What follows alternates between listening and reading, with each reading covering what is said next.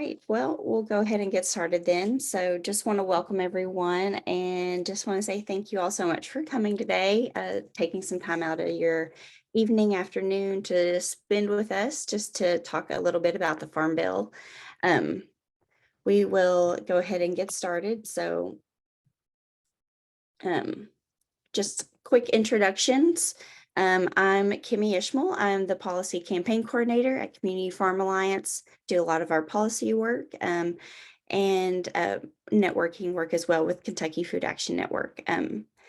And my email is down there on the bottom, and I'll let Laurie introduce herself. Yeah, and I'm Laurie White with Community Farm Alliance. I'm the Central Kentucky Local Food Coordinator, and really pleased to be joining Kimmie on this presentation today. And if you want to introduce yourself, feel free to put in the chat your name and where you might be attending from today. Yeah, I didn't say that, but I'm in Berea, Kentucky. Yes, and I'm out of Lexington, so it'd be fun to know where everyone is attending from today. So we will be talking a lot about some different things today. Very excited for this discussion. Feel free, this will be a very open discussion. Feel free to ask questions. Bea had mentioned beforehand, she will be looking at our chat on Facebook and on Zoom. So feel free to ask questions there or raise your hand. We'll try to get to everyone and get your question answered. We're going to be talking a lot about who writes the Farm Bill, the process, and what isn't in the Farm Bill, but also we do want to talk about priorities and some advocacy opportunities in the future.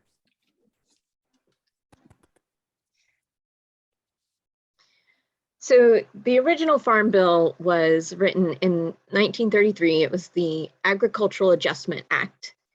It was part of the whole package of federal actions that were the New Deal. It was meant to address the Great Depression and the Dust Bowl. We've had 18 farm bills altogether. It's renewed about every 5 years, and it's grown to include a lot of other things over the years. So, for example, in 1973, nutrition programs were added, which caused the Farm Bill to become an omnibus bill. And my understanding is that basically means that there are multiple committees of Congress that work together to form the Farm Bill. Conservation titles were added in 1977, 88, and 85. And our most recent Farm Bill was in 2018, the Agriculture Improvement Act. And for the most part, that was a carryover from the 2014 Farm Bill. There were not a lot of major changes in the Farm Bill from 2014 to 2018. There were some increases in funding, but mostly carrying over from the old Farm Bill. I want to tell you all a little bit with the Farm Bill originating in 1933, it can be important to think about some of the context of what was happening in 1933. So it was the Great Depression. It was the Dust Bowl, and so, Kimmie, if you want to go on to that next slide, the agricultural context of that original Farm Bill was a lot of land that was given to primarily European immigrants through the Homestead Act that was taken from broken treaties with Native Americans. And generally, our US farm system had been formed on the backs of slave labor. So this was a huge piece of policy that was founded on stolen land and stolen labor. Now, the Farm Bill has come a long way since the 1930s, but we still have a long way to go. And we could talk for a whole session just on the history of the Farm Bill and the discrimination that was built into it and the many steps that have been taken to try to roll that back somewhat. But just wanted to set that context for now for looking at where we are with the Farm Bill now.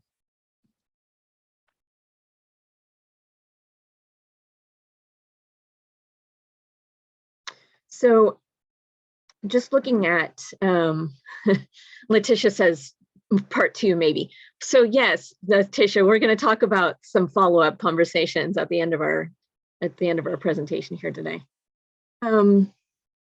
So looking at just very briefly, when we talk about this being a big piece of legislation, we're looking at $428 billion that are allocated to various programs through the Farm Bill. And so it's important to note that the majority of that spending is related to the nutrition programs that are in the Farm Bill. And we're going to go through and talk about all the different programs that are in here, but just wanted to get a brief look that even after you take out the nutrition programs, the top 3 farm-related expenditures, conservation, commodities, and crop insurance get the majority of the farm-related spending, and everything else, including local food systems, horticulture, forestry, are all squeezed into that tiny little black sliver. Still a lot of money, but tiny in comparison to the rest of Farm Bill spending.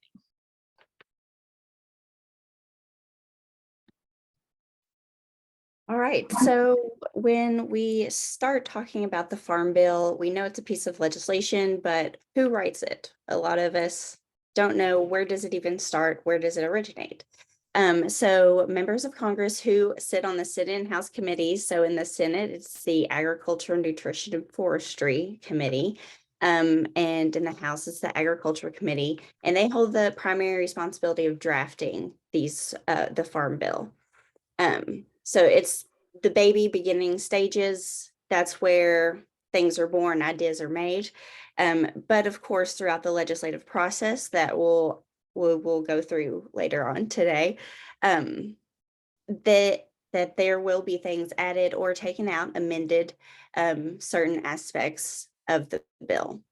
And it is to be noted that we do have a senator that sits on one of the committees, Mitch McConnell. So Kentucky has somewhat of a voice when it comes to opinions on the Farm Bill of things that could be influential.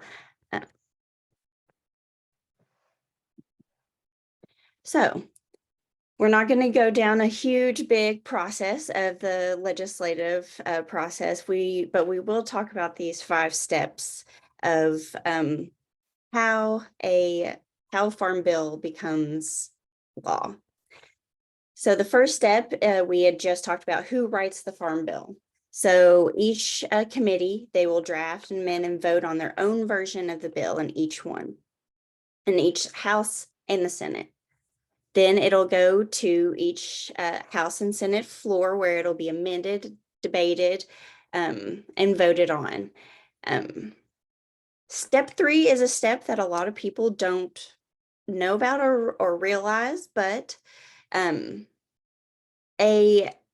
order for a bill to pass, it has to be agreed upon. It has to be similar or the same. And so in order to do that, a conference committee is formed with committee chairs of those, the agriculture committees and so forth. And they go into a room and they don't come out until they basically come out with the version that they can all agree upon. And that leads to step 4, where it's finally voted on as the combined bill that comes out of that conference committee. And then the last step is where the president signs it. So it does get a little bit complicated. It's not as easy as everyone thinks.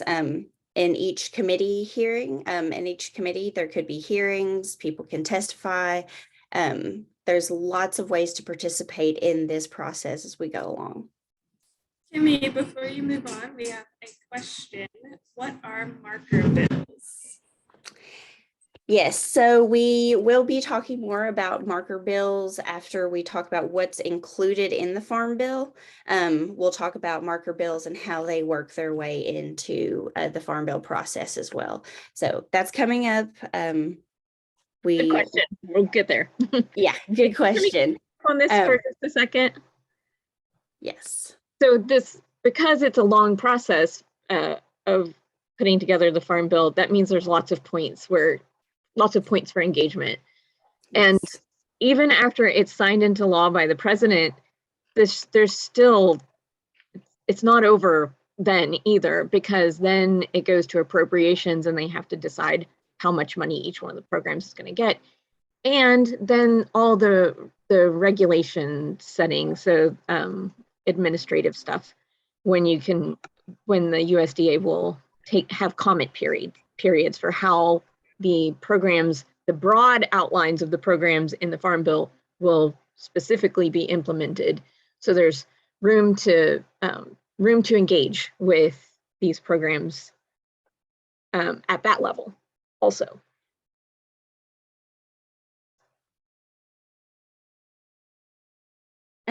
So Mackenzie asked in the chat, how long does this process take? And that is a good question. I want to say has no timeline, but a very strict timeline.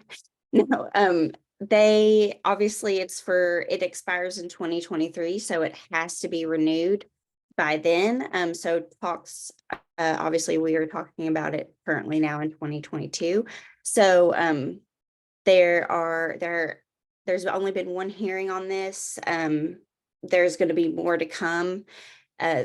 Like Laurie said, this process is kind of long. There's going to be a lot of points for you to advocate on different issues. So it expires in 2023. So it has to be renewed by the end of next year. At the end of the year next year. So the federal fiscal year goes October to October. So yeah. So we have to, that is the timeline that we're currently working on. Some programs have permanent funding, but some programs are depending on the Farm Bill to be renewed. So if those programs don't get renewed in time, then there's like a shutdown of spending for those programs.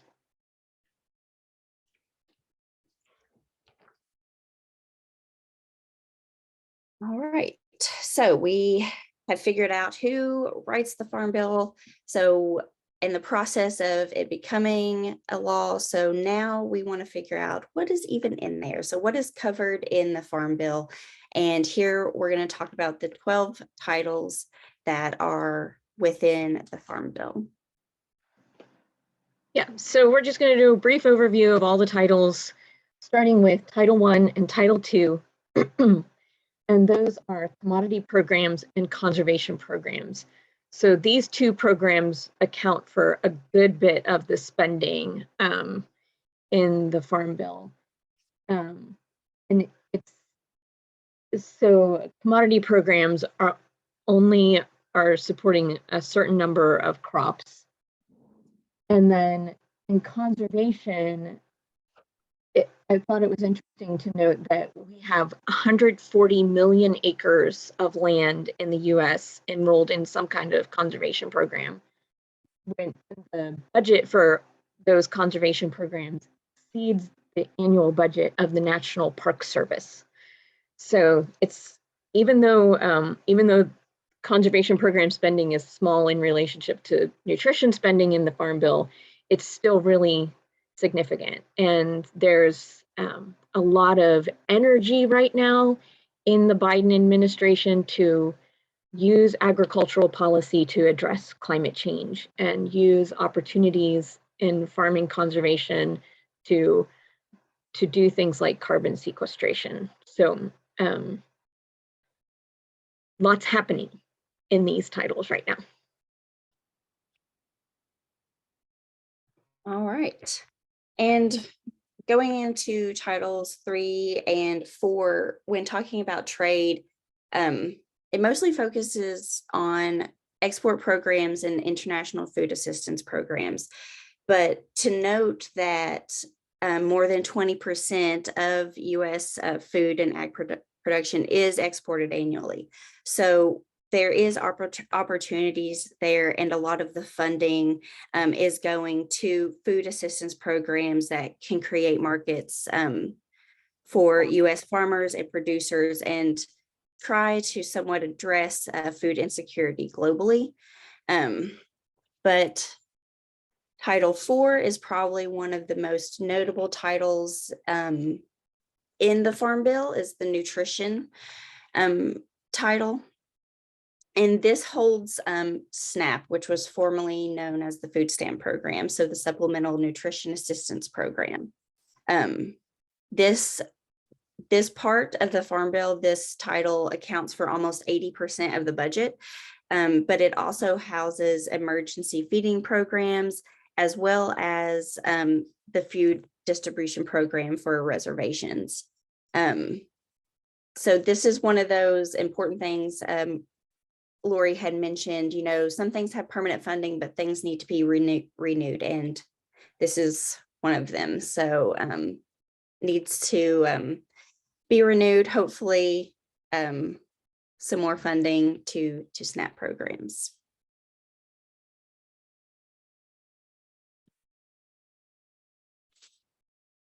An interesting thing about nutrition programs being tied to the Farm Bill is that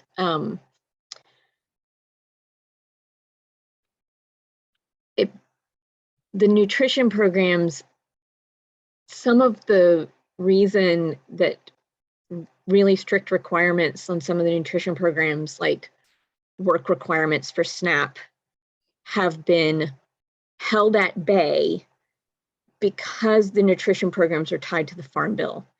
And the red middle of the country that wants to continue the farm programs don't want to endanger farm programs by insisting that there be major changes to the nutrition programs. So because then it makes the chance that their farm programs may not pass. But anyhow, moving on to credit and rural development. So looking at things here like access to loans and what types of loans are offered through the USDA. What eligibility requirements are for USDA loans, what kinds of things are eligible for financing. And then under rural development, you have all kinds of programs for economic development, for water systems, for rural broadband would fall under here, and the rural energy program REAP also falls under rural development. So we've had some of our Kentucky farms have benefited from that program.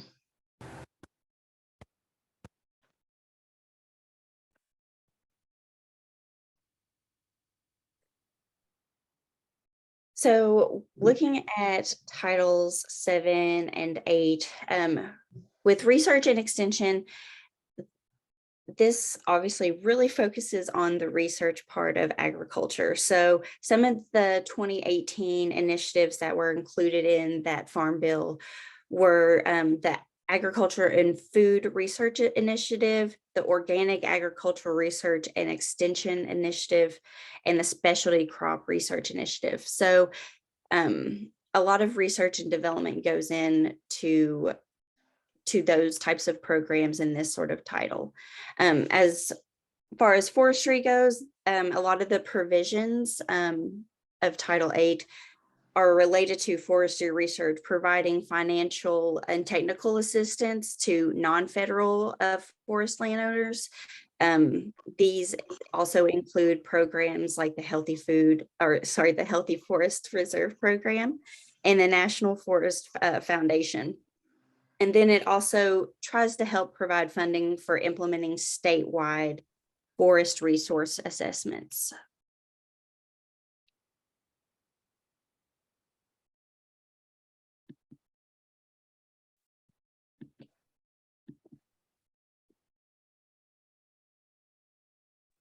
Before we move on, I want to acknowledge a comment in the chat.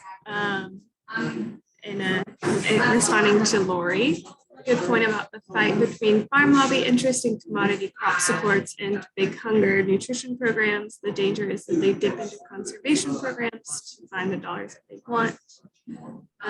Letitia points out that there seems to be no support for urban ag businesses at all historically.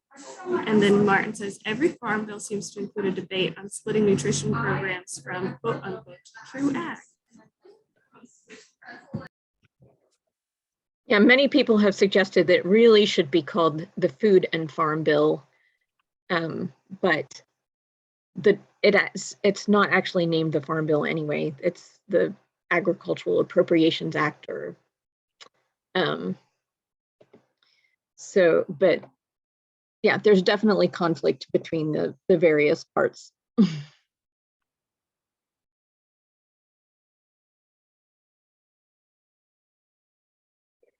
All right, so moving on to Title IX, we'll talk a little bit about energy. This is a big one to help, farms and community to develop, energy systems through different programs and grants and loans and things like that. Also promoting the production of ag-related or bio energy from agriculture or forestry feedstocks as well. And it's very integral in facilitating this research when it comes to that development on renewable resources.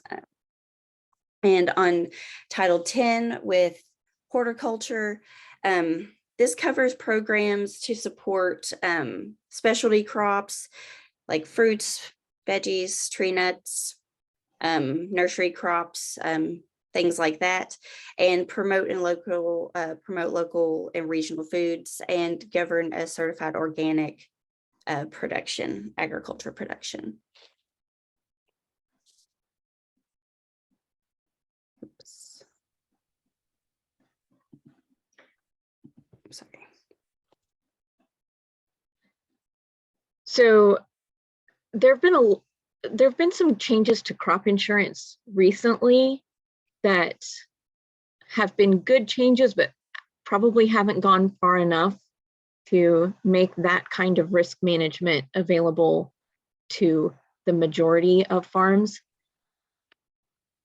I don't know the exact numbers, I'd have to look them up for you, but 80 to 90% of crop insurance payments go to only 10% of farms. And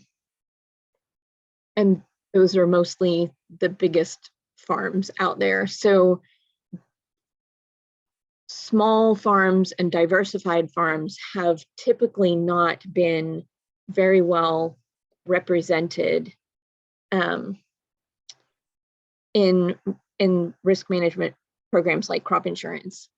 So like I said, they've introduced some new products like the Whole Farm Revenue Program, and now just very recently the micro farm insurance program. But there are still some significant barriers to accessing those programs, and they haven't been very well utilized. We don't really know about the micro farm insurance program because it's so new. But there's still a lot that could be done to improve these programs and make them more accessible. And then the miscellaneous category has a whole bunch of stuff in it,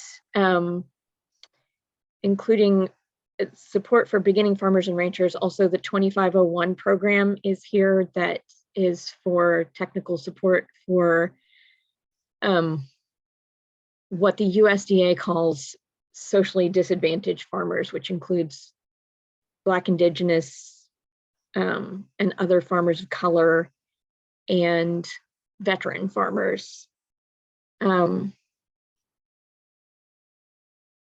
those are things that we definitely care about and want to keep an eye on, not only to make sure that they're getting good levels of funding and support, but also that they're being implemented in a way that actually serves the populations that they are supposed to be serving.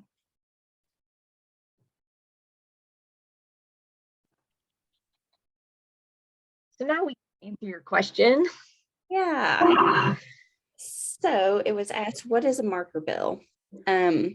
So a marker bill is a bill that's introduced to signal an idea, to gather support for an idea, most often with the goal to be included in an omnibus bill, like the Farm Bill.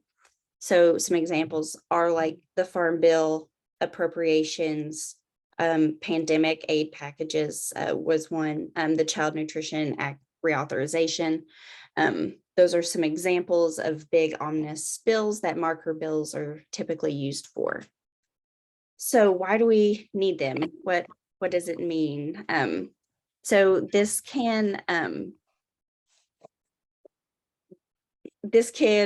sorry, my dog is this can help gain support for different issues like processing, like there was in the miscellaneous title about poultry processing, meat processing. There can be bills brought forth and supported on things like that. So the more support that we get for marker bills that we like, the more likely that they'll be put into final bills. Lloyd, did you have anything you wanted to add to that? Oh, I would just say that it's hard to have a lot of influence over a really big piece of legislation like the Farm Bill, but marker bills are one way that that we can work on a small piece of it and have more influence there. Yeah. Yeah, and speaking of influence, how can you advocate for marker bills? So we'll have more advocacy things to come, but of course, the top three things are always sending an email to your member of Congress, speaking to them or their staff member about being a co-sponsor on a marker bill, or possibly show up to an in-person event, something or someplace that your member of Congress would be to advocate for a marker bill. So what isn't covered in the Farm Bill? We had talked about, it should be called the Farm and Food Bill, because there's so many things, including nutrition, in this bill. But actually, a really popular program, Women, Infant, and Children's Program, the WIC program, is not included in the Farm Bill, as well as school meals, the Clean Water Act, Clean Air Act, and actually the farm and food worker rights and protections are not covered in the Farm Bill either. So it doesn't cover everything, but it does cover a lot. And it might be worth mentioning at this point that that the Farm Bill being a federal piece of legislation, it doesn't directly cover some of the things that states have jurisdiction over, like cottage food laws. Now, states can't do anything less than what is in federal regulations, but there will still be things to advocate for on the state level also. But for example, our state legislators wouldn't have direct influence over the Farm Bill since it's a federal piece of legislation. Right.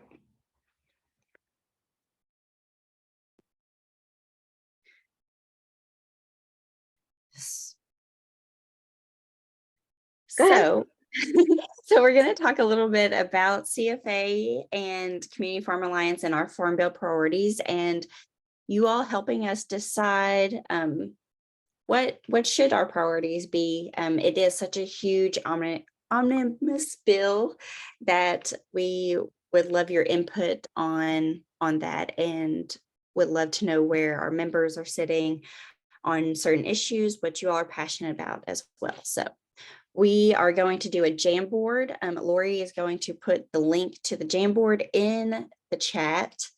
Just click on that. and we'll get started. And I'll have Laurie explain the Jamboard to us.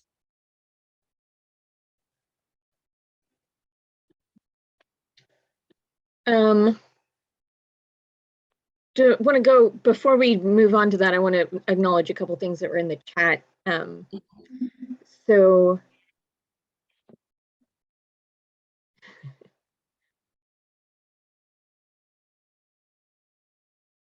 it's really great to have Andrew Bartlett with us in the presentation tonight. A lot of experience doing advocacy work, and pointing out that there had been a competition title in the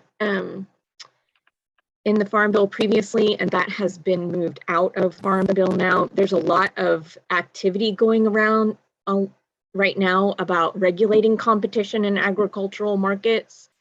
It's been a focus of the Biden administration really across the economy, but specific to agriculture also. So a lot of activity going on right now about competition, but it's mostly not in the Farm Bill. And Lisa asks if we have the names for McConnell's agriculture staffer. Do you know if we have that, Kimmie? I can get the contact information for McConnell's office, and we can do I can email that to them, or we'll do an advocacy. We're going to hopefully reach out to members of Congress and do action alerts and things like that to McConnell's office. But yes, we'll have their contact information. Maybe B could find our link for signing up for action alerts and stick it in the chat for us too. So, yeah. On it. Okay.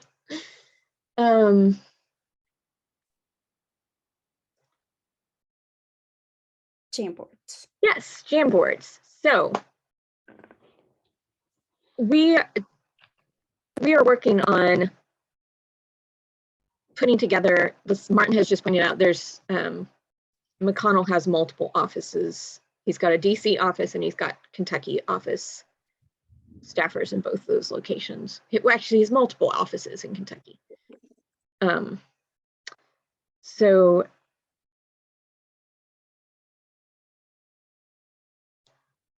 priority. So we want to represent and lift up issues that are important to Kentucky farmers and local food systems. And so we're going to run through a series of slides here and hope to get your input on what issues are important to you that we should be lifting up. And we've got, yeah, go ahead, Kimmie. Mm-hmm. So first we're going to look at local and regional food supply chains. And do we need to tell them to put the post-it on there? You're going to get to that. Yeah, so we have a series of questions and prompts for you to look at about local food systems, local and regional supply chains. But we'd like to collect your feedback in the Jamboard. So on the Jamboard, hold on a second. On the Jamboard, you can skip past the title page. At the top of the Jamboard, there's some arrows and a rectangle that says 1 out of 7. The arrows will help you flip through the pages of the Jamboard. So if you can use the right arrow to go on over to page 2 out of 7, it should say in the center, local and regional food supply chains. And I've already pre-populated this one with a couple of post-it notes. But on your toolbar on the left, there in the center, there's a square with the corner turned up, and that's your sticky note feature. And if you click on that sticky note, it'll pop up a box that says sticky note, and you can type in that box, you can change the color at the top. And when you've typed something, if you hit save, that'll send your notes onto the Jamboard. And you can do another note, or you can hit cancel to get out of there. And so we've got some things, got some comments coming up on here already. So looking at, and please do let us know if you have any, if you're having trouble with the Jamboard, if you have any questions or not sure how to put your comments on there.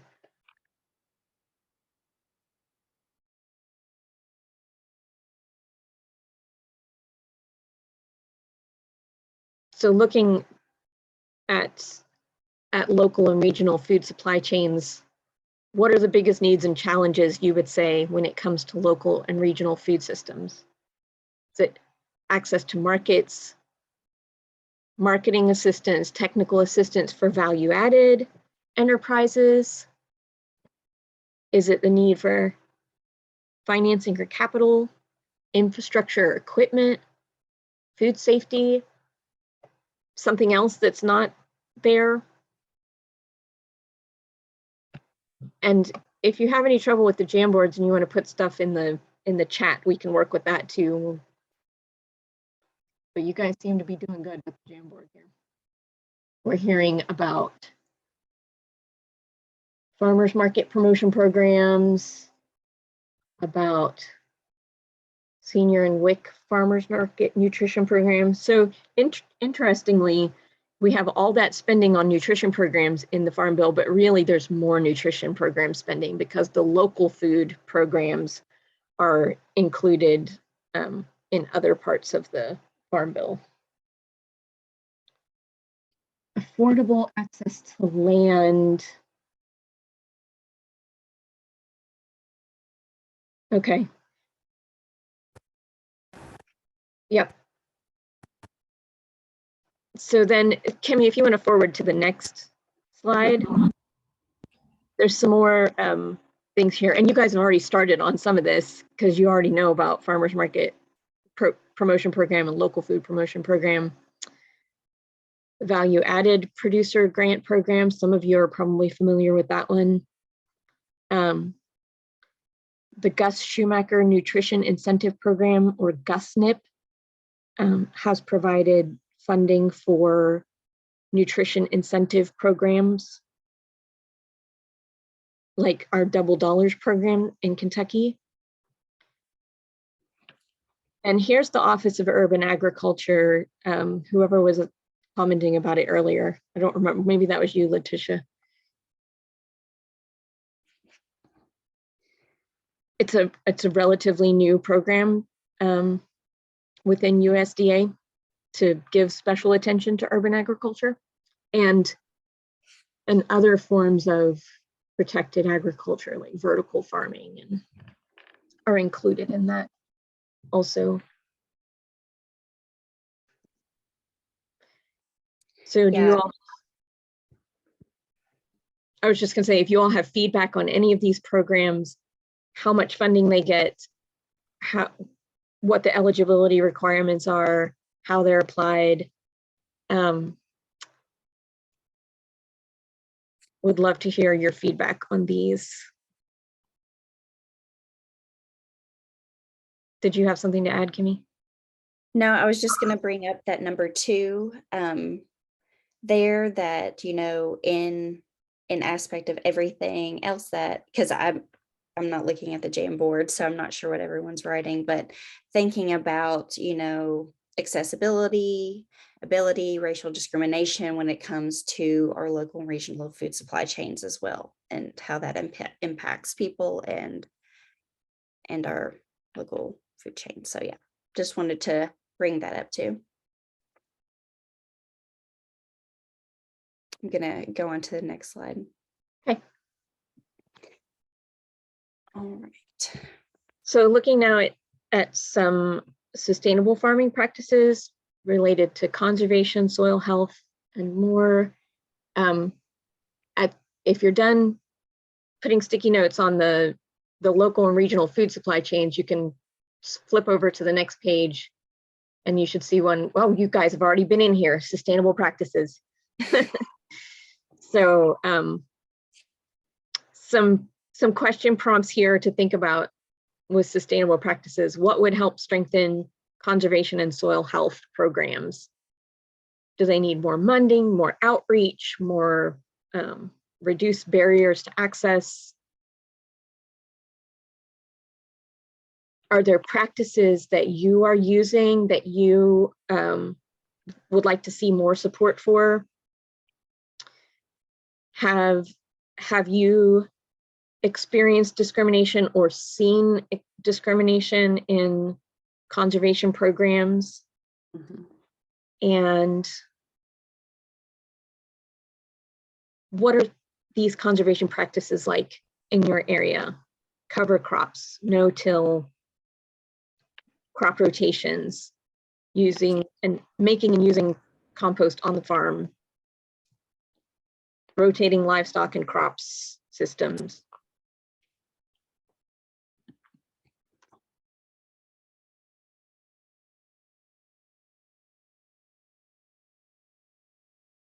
So we've got,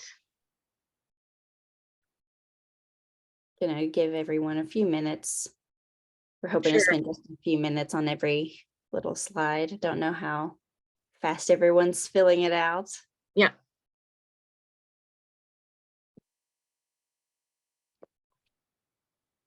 It's great to see your input popping in here. I see the word agroecological a couple times in there. Ooh.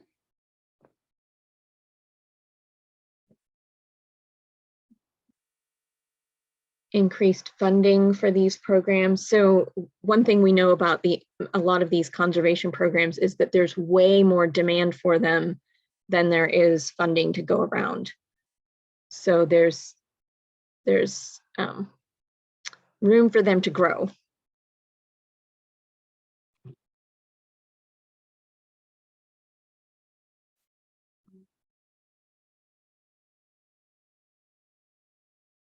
I'm gonna go to the next slide here. Okay. With risk management, crop insurance, and other tools.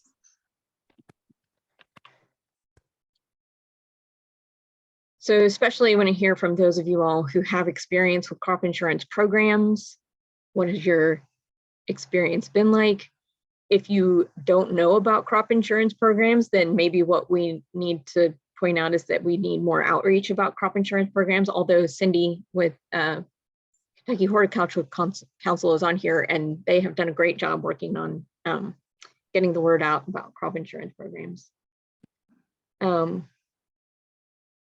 One thing that some of our national partners have been working on is limits on crop insurance payments,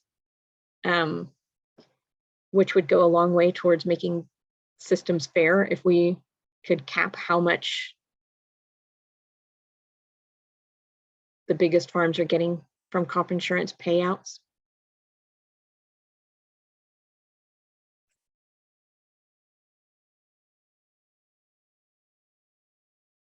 Some people think that crop insurance is a really boring subject, but because it involves so much money, Yeah. and because it affects the levelness of the playing field for farms, it's really I like to, Kimmie's heard me say this several times now, it's really a justice issue, crop insurance, and how fair it is and how much it favors some farms over other farms in their ability to be resilient.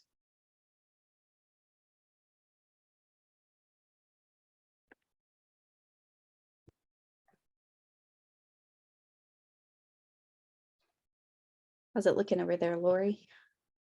Oh, we had a couple things just popped up there, but I think we could go on to our next one. And so access to credit for land and operations.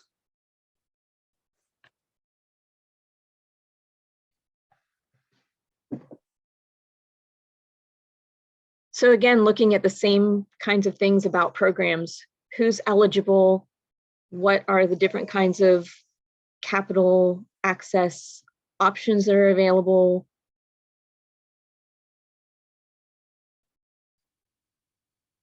Like number 4, what specific lending program requirements and limitations are not sensible for you?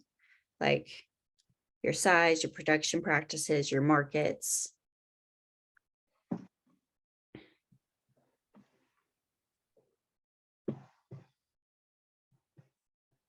Do you trust lenders and lending institutions? Why or why not?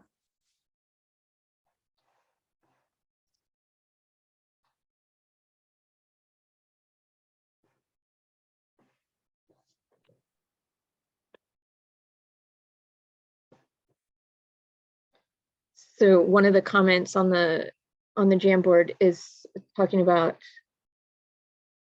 making credit programs more accessible to urban growers, small scale growers. Yeah.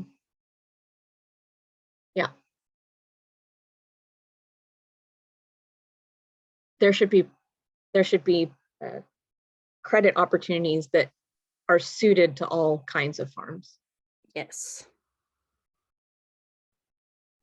Yeah, here's a great comment about transition assistance and succession planning. We, in the next 10 years, an enormous amount of farmland is going to turn over as our aging farmer population is retiring. How can we access that pool of land and keep it in farms and get it in the hands of people who want to farm? That's a great comment. Yeah. Y'all are giving some great comments here. Yeah, this is great.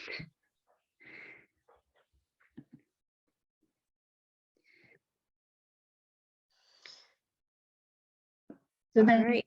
in the Jamboard page 6, now you guys are ahead again. With research, innovation, and technical assistance.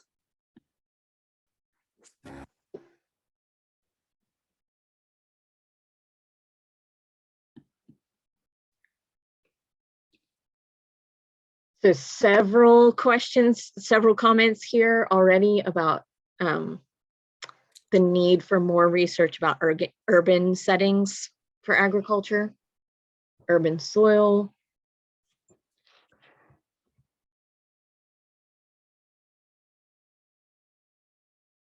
Any climate related? Yep. So important. Mhm.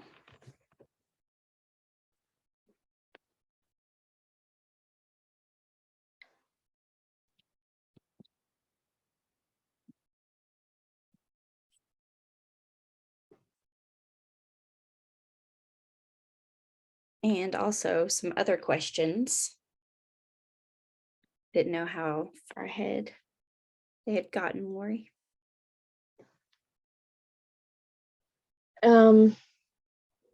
Yeah, so anything else that didn't fit somewhere that you would want to see us look at and address, put it in here. And we didn't talk about nutrition programs so much, but if there are things that you think that a farming organization should have to say about nutrition programs, then let us know what a farming focused organization should say about nutrition. And anything else that you all can think of. And we're just brainstorming here, so absolutely anything that you think of, you can put here.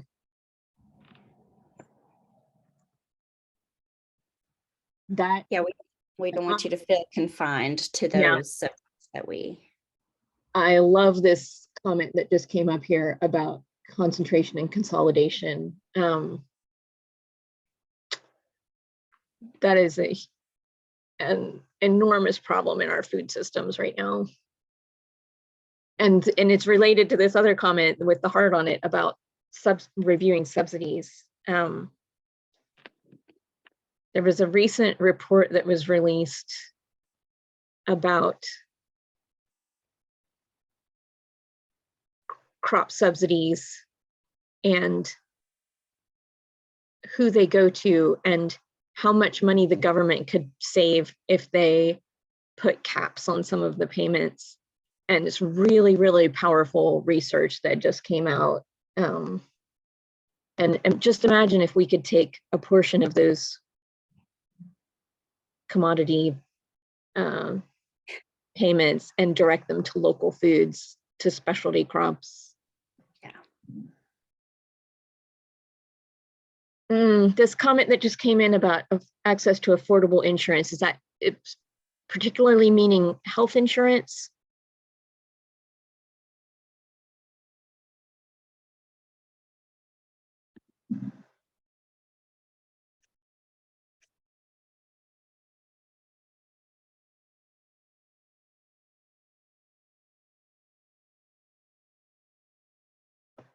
Should we? So whoever put the comment about affordable insurance, I hope you'll add another sticky or edit it or put it in the chat. It was me. I put it in the chat. I couldn't figure out how to edit the stickies. Okay, let's put another note on it. Yep, so that's probably something that's outside the scope of the Farm Bill, but anything at all that you all come up with as an issue that you'd want us to address or look at, if it's not specifically Farm Bill related, we'll put it in a parking lot for right now while we're working on Farm Bill and come back to those things. That's come up over and over again. Another thing that's come up over and over again is student loan forgiveness for farmers. Yeah. Which would be outside of the scope of the Farm Bill unless something crazy happens.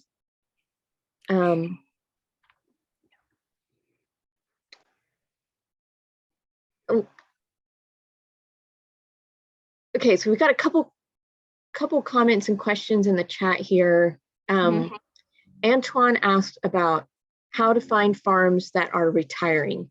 And that is a really great question, Antoine.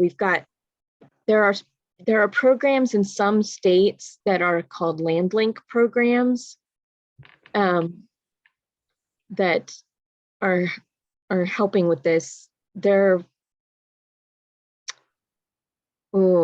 I really wish I had a better answer for that. I know Ohio and Tennessee both have land link programs, but Kentucky does not. And then there are a couple of programs that are not as obvious, and I would like to be able to respond to that question when I can pull up some stuff and send it to you, Antoine. And Lisa has put in the chat the environmental working groups database of subsidy payments. So if you want to see in your area, in Kentucky, in your county, what farms have received subsidies, Environmental Working Group has a database that's searchable. And yep, they do great work tackling subsidies. And they, up until 2011, 2012, a lot of the subsidies in Kentucky were related to tobacco, but those ended, and so it's not tobacco subsidies anymore since then.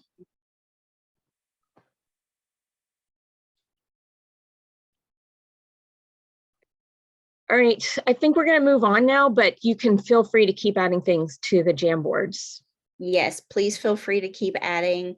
We'll take a look at this afterwards and hopefully combine everything together that you all have put together and come up with some priorities for us to really focus on.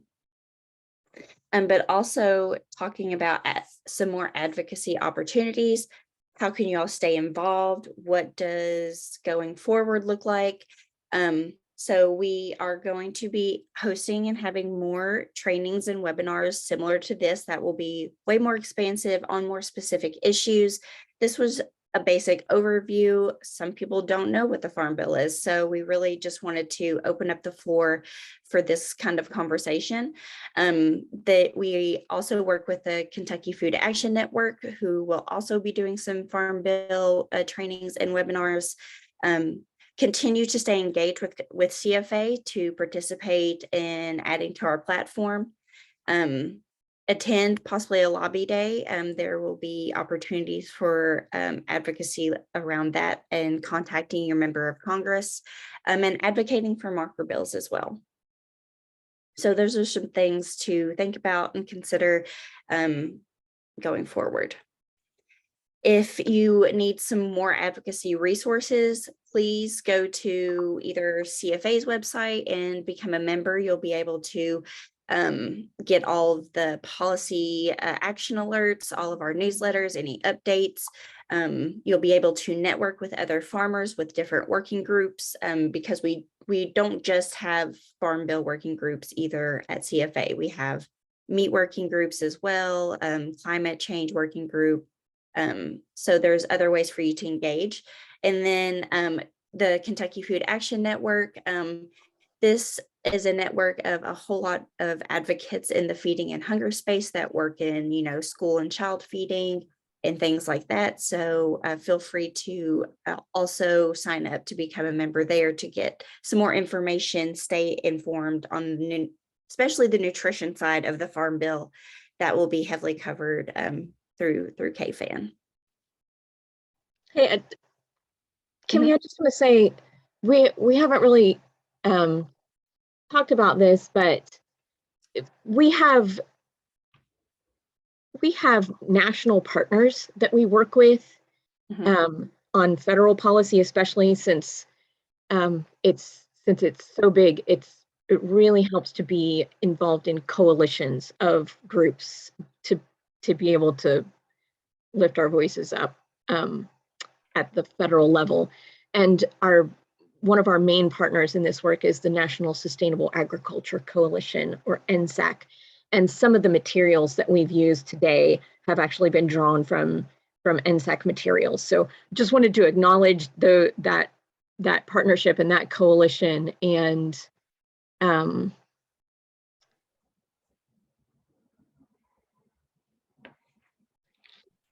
hey, I want to say also in the chat, Andrew has put in about food in neighborhoods guide to the Farm Bill. So you can check that out there. And Mackenzie has a question: where are legislators getting their direction about the Farm Bill? Well, there's a large bit of it is the forward momentum of the existing policy. That's the Farm Bill tends to not change a lot from year to year, but yeah. Martin says ALEC, which is also true. So tell us about that. Yeah, ALEC is a Republican super PAC think tank group that they have a lot of influence on state legislatures, but also do a lot of federal work as well. So yeah, very impactful. And then various lobby groups that have influence, including big commodity groups that have a lot of influence.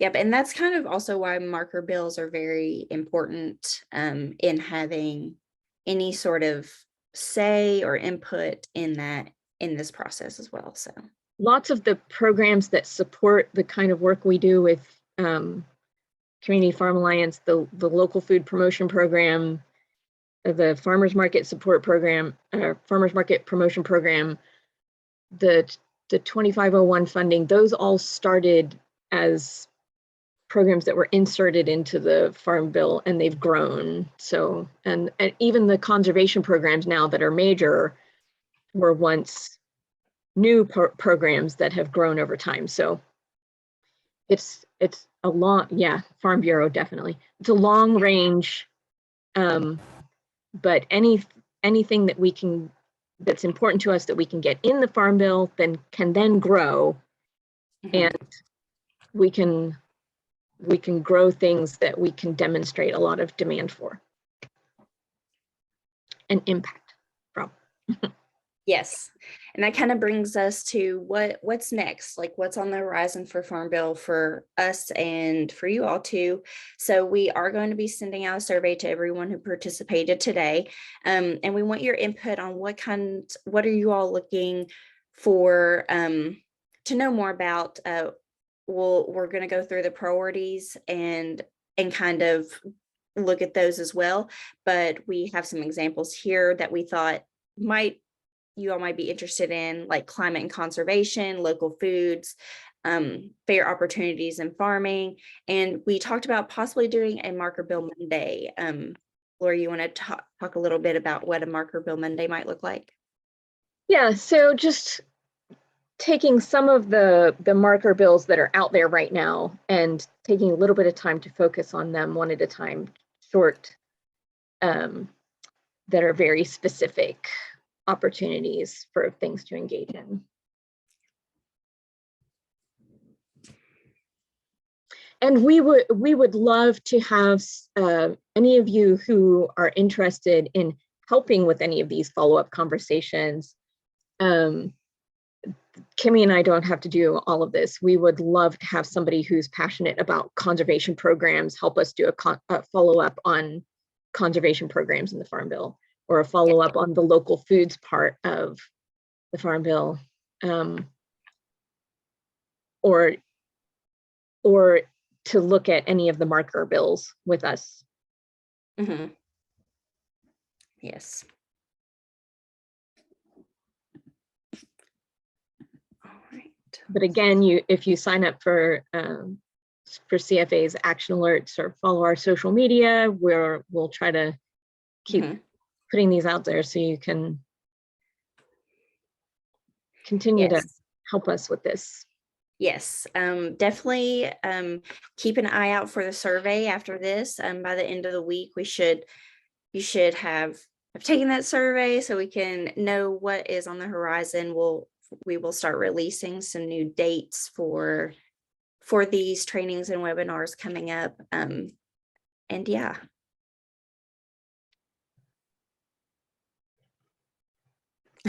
Yes, I completely agree, Andrew. Mondays are hard enough. Add Marker Bill Mondays to the mix.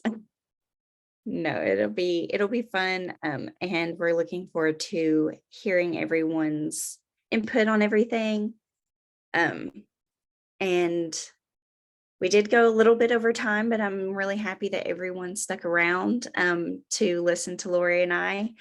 And Laura, do you have any follow-up, anything you want to say before we hop off?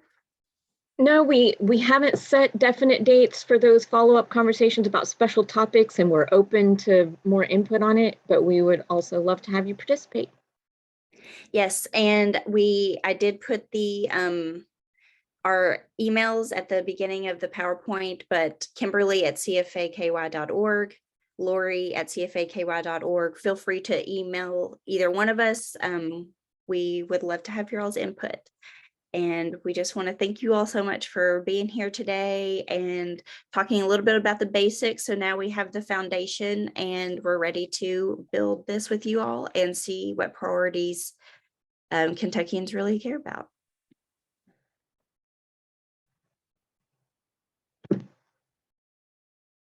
Thanks again so much for your great participation, everybody. Thank you all so much.